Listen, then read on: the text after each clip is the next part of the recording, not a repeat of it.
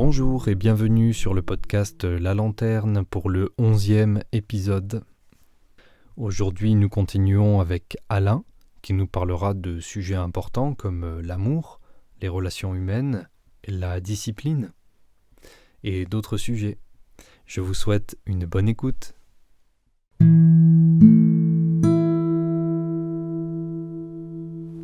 Alors l'amour, pour toi, qu'est-ce que c'est et quelle place ça a dans ta vie ? L'amour, j'étais rarement amour-passion. L'amour-passion, c'est quoi l'amour-passion ? C'est que tu es tellement ébloui, passionné par la personne qui est là, que tu l'idéalises et que tu te dévalorises. C'est toujours comme ça une relation passion amoureuse. À un moment donné, il y en a un qui se met en dessous, qui est là, qui est ébahi.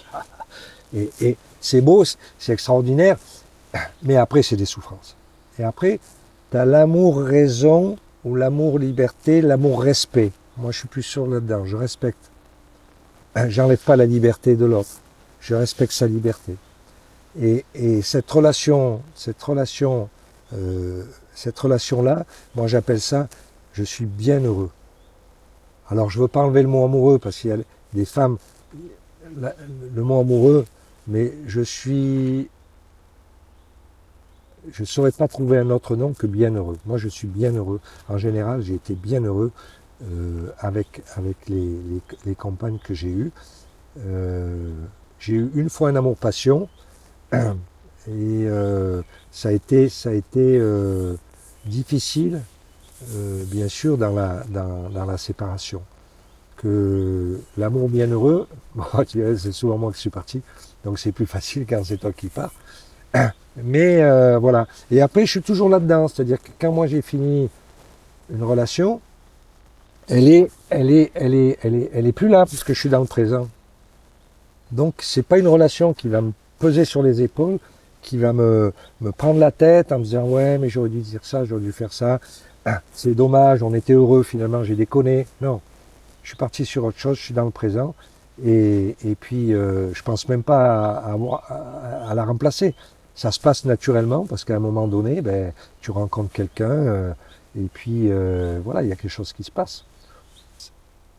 Moi personnellement, si je suis ce que je suis aujourd'hui, c'est les femmes qui m'ont apporté. Les femmes, du moment que tu les respectes, que tu les laisses libres, elles t'apportent des choses incroyables. Moi, elles m'ont fait grandir dans toutes les dimensions psychologiques, philosophiques, politiques, tous les registres de la vie. Toutes les femmes m'ont énormément fait grandir.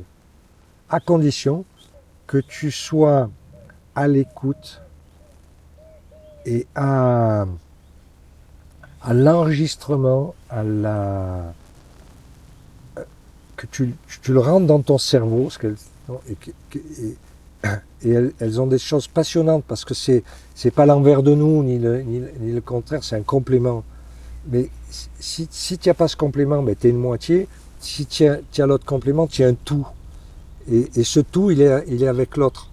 Il est avec la femme. Et si ce tout, tu le vis, tu l'écoutes, tu t'enrichis de ce qu'elle t'apporte, parce qu'elle t'apporte des choses incroyables, tu grandis énormément. Une femme, c'est pas seulement une compagne, une relation sexuelle, c'est quelqu'un qui te complète et en te complétant, qui t'améliore grandement. Voilà. Moi en fait, les relations féminines ont fait qu'aujourd'hui, je suis ce que je suis et je suis bien meilleur qu'avant. Et là, même si je suis seul, j'ai grandi à 100% parce que à force d'avoir des moitiés des compléments, pas des moitiés, des compléments,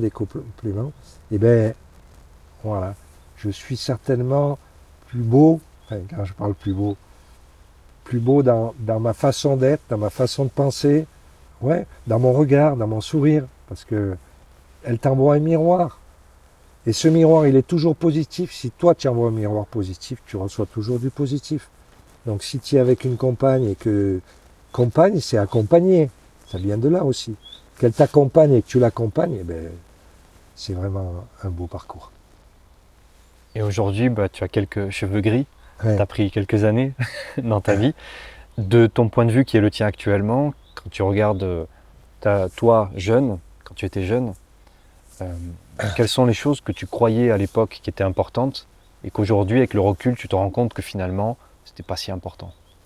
Ou inversement, des choses que tu croyais pas importantes quand tu étais jeune et puis tu te dis en fait c'était important. Mais quand tu es jeune, tu n'as pas confiance en toi. Parce que tu t'es pas, tu es en doute, quoi. Au lycée, tu es au machin, tu as des études, le travail, tu es en doute. Donc, tu n'as pas de confiance en toi. Et quand tu arrives, tu progresses dans ta vie, tu gagnes de la confiance. Et avec la confiance, tout est ouvert. Quand tu es jeune, tu es timide, tu es inquiet. Moi, j'étais pourtant dans un sport co. Je me rappelle quand j'avais 13-14 ans et je me trouvais tout seul avec un copain, en tête à tête. Je me disais, mais qu'est-ce que je vais lui dire? J'étais vraiment mal à l'aise, quoi. Alors après, le sport m'a aidé, mais je pense que je suis bien plus à l'aise dans mes baskets aujourd'hui parce que je suis environné, enveloppé d'une confiance totale que je n'avais pas quand j'étais jeune. Et c'était de la souffrance. Mais je pense que c'est une souffrance nécessaire pour apprendre. À un moment donné, ben, l'apprentissage, c'est pas toujours facile, dans n'importe quoi. Il y a des étapes douloureuses ou difficiles, parce que, voilà. Et donc, bon, j'ai passé ces étapes-là, donc je suis plus en souffrance, je suis en bonheur total, quoi. Mais je verrai ça comme ça, moi.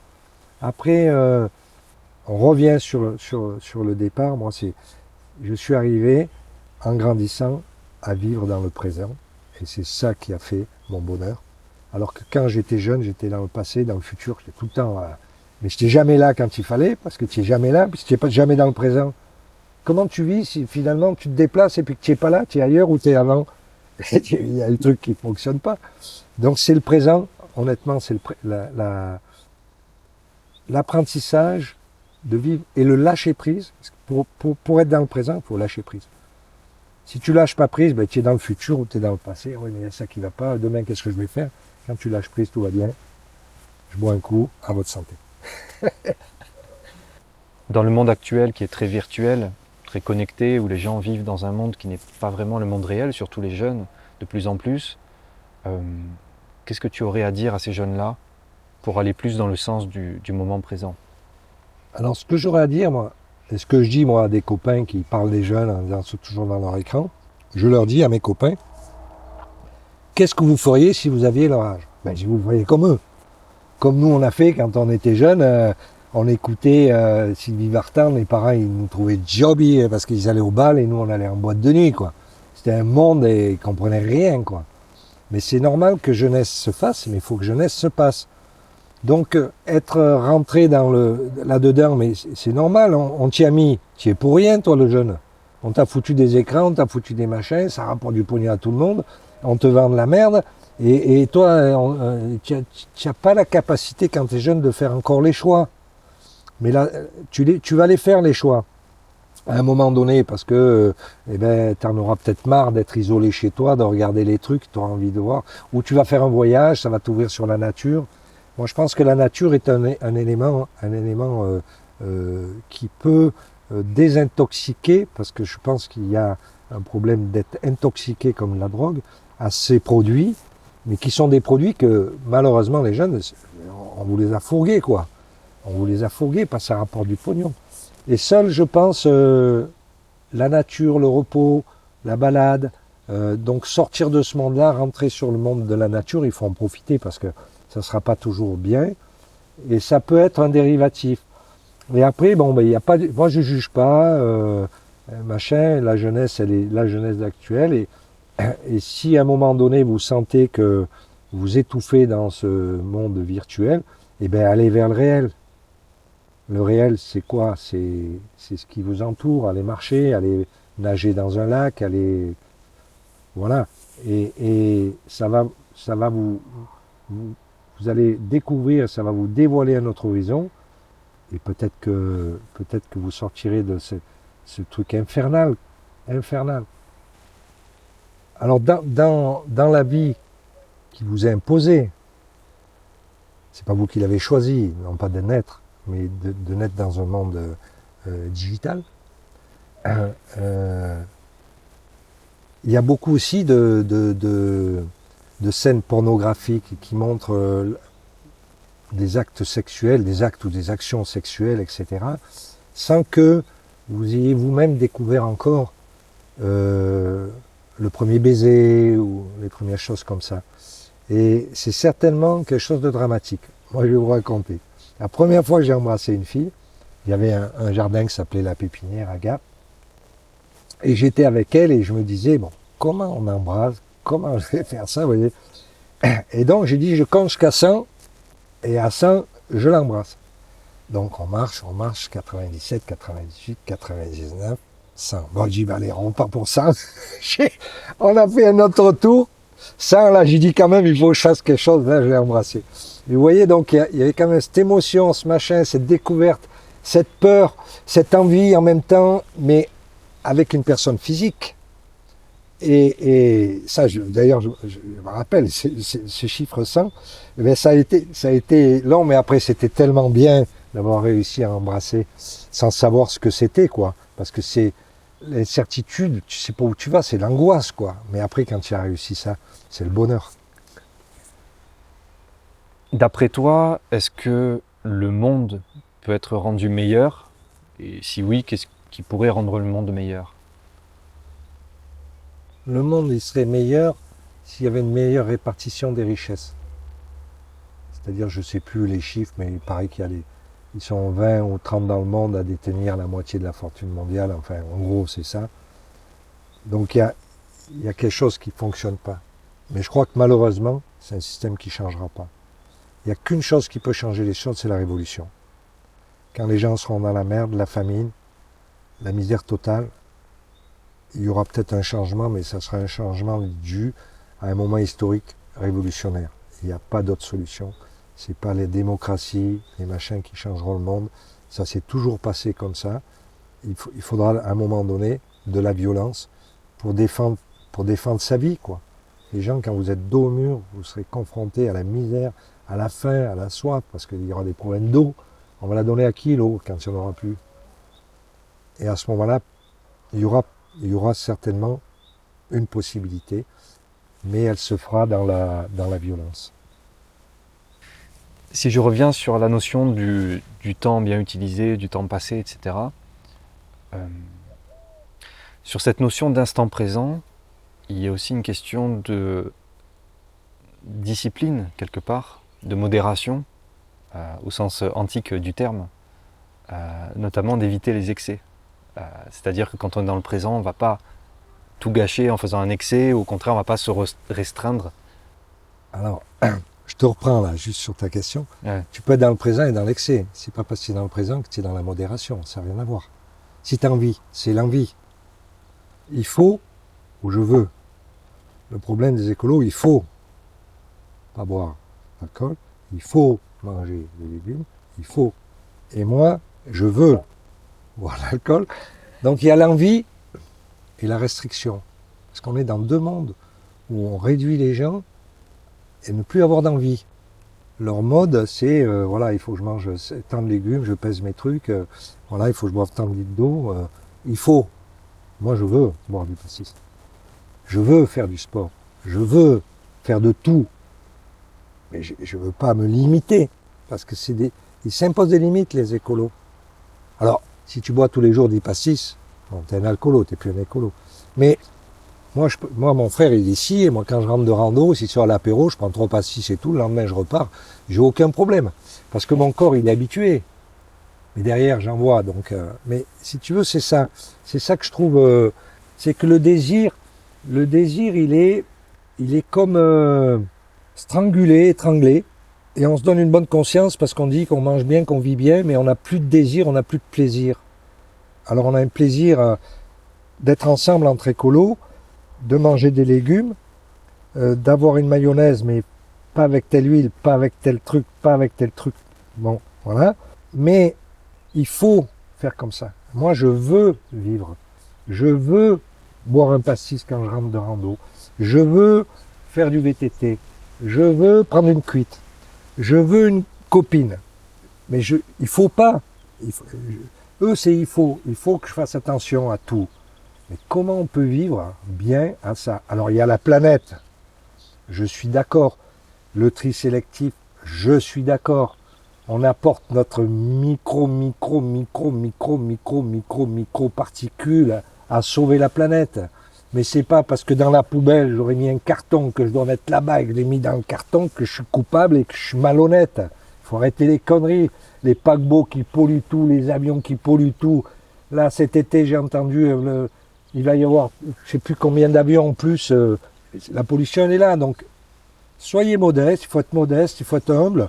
Je peux participer modestement, humblement, à essayer de ne pas trop polluer la planète. Tu me parlais de la notion de privation et de l'instant présent. En fait, il faut, puisqu'on est dans le lâcher-prise, dans l'instant présent, dans le lâcher-prise. Si je lâche prise, j'ai envie de boire un pastis. Je lâche prise, je bois un pastis. Sinon, je suis dans le passé et le futur. Je me dis, bon, il faut pas boire d'alcool après le sport, on a dit que. Et puis dans le futur, demain, quand je vais aller marcher, je serai un peu fatigué. Mais qu'est-ce qu'on s'en fout? Si tu es heureux, bois-le, t'en pastis. Ne nous fais pas chier. Donc, on n'a pas à se priver. Si, les gens qui sont dans un excès maladif, la drogue ou les trucs comme ça c'est un autre problème. Ça, c'est un problème d'addiction. Mais si vous avez envie que vous mangez que des légumes et tout, puis de vous prendre un bon steak, mais prenez-le, ce putain de steak, il va vous faire du bien. Qu'est-ce qu'il va vous faire dans votre santé alors que vous mangez tous les jours des légumes? Ça va rien changer. Ça va rien changer. Donc c'est ce domaine-là. Il faut être capable d'aller dans l'excès, et de revenir à la norme. Mais rester tout le temps dans la norme, mais c'est d'une tristitude. C'est d'une tristesse. Vous êtes tout le temps, ben oui, moi, fais attention, je fais attention à ci, je fais attention à ça, je fais attention, j'achète ci, j'achète ça. Et puis après, les gens qui peuvent être dans ce monde maintenant où la nourriture, elle est dégueulasse et tout, et il y a une nourriture qu'on appelle bio, se l'acheter, et bien malheureusement, si tout le monde avait de l'argent, ben, tout le monde pourrait s'acheter du bio. Donc, il y a un décrochage fondamental entre une façon de penser en disant il faut manger bio, machin, et la déconsidération des gens qui n'ont pas d'argent et qui ne peuvent pas s'acheter du bio. Et ça, je ne supporte pas.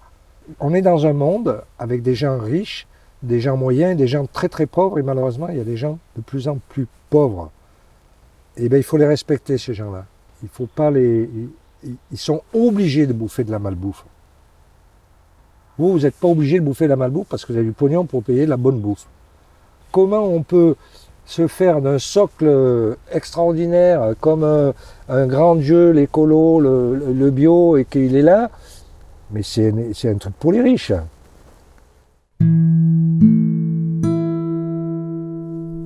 Merci d'avoir pris le temps d'écouter cet épisode du podcast La Lanterne.